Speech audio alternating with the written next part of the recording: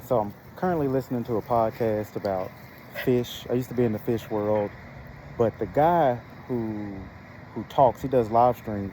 He gives out so much advice on business, and so I love listening to him because he'll just drop little nuggets.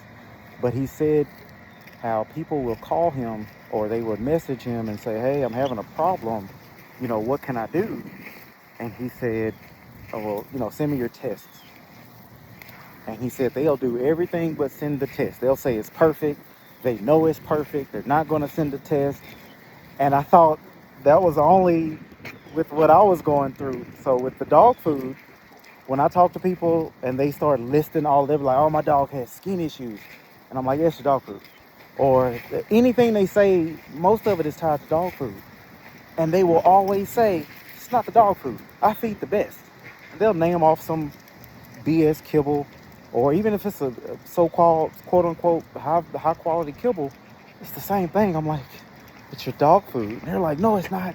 But I'm having all these issues and the vet bills and this and that." I mean, we're just going in circles and circles, and I'm like, "It's your dog food." No, it's not. And so much so as I'm filming this video, in the next 5 hours, one of my dog walking clients will be put to sleep. And I told his mom over a year ago, I said, "Hey, you really need to look into switching his food. His skin is starting to get a little weird." "No, the dog food is fine. I no, thank you. I'm good."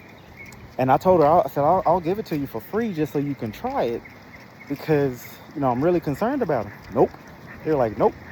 She called me the other day, a couple days ago, and she's like, "He's not doing well, and we're going to have to put him down. The vet said he just looks in pain."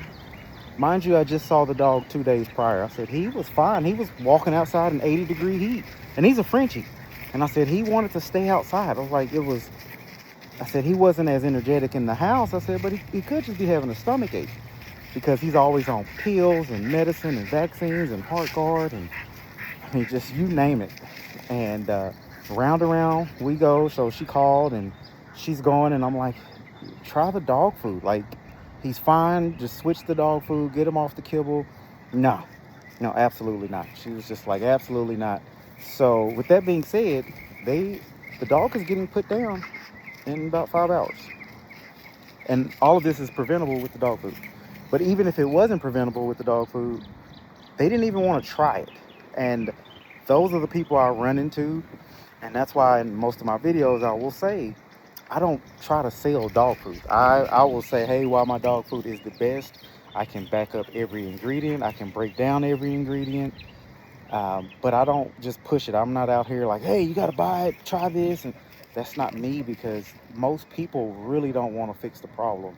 They just like complaining about it because the reality is you get a lot of attention when you tell people, I have a sick dog who has X disease, or he has this, and the allergy shots.